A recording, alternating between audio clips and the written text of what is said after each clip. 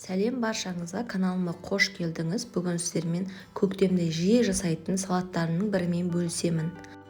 Және менің каналыма тіркеліп кетуді ұмытпаңыз, алда сіздермен пайдалы рецепттермен бөлісіп отыратын боламын.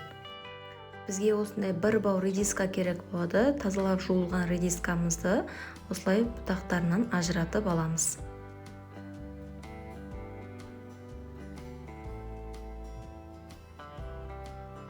Керек емес жерлерін осылай алып тазалап аламыз және редискамызды солонка ретінде жұқалап турап аламыз.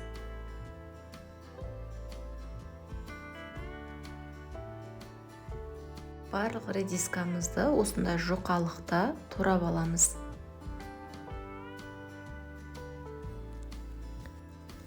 Толық рецептісін мен описание бөліміне қалдырып кетемін. Көктемде сүйсініп жейтін салаттарымның бірі, жасап көріңіздер, өте оңай жасалуы.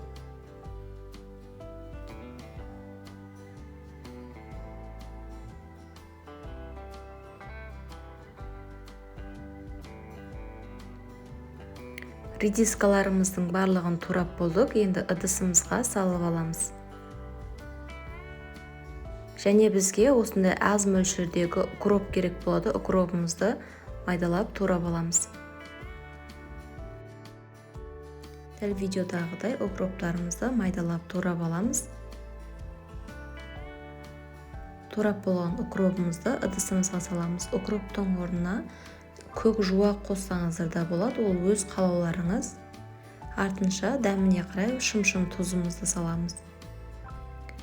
Және бір бокал айран құямыз. Айранымыздың проценті маңызды емес.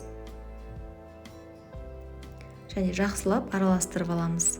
Біздің салатымыз дайын болды. Үйіңізге ұнайтыны сөзсіз. Жасалуы да оп-оңай, көп уақытыңызды алмайды.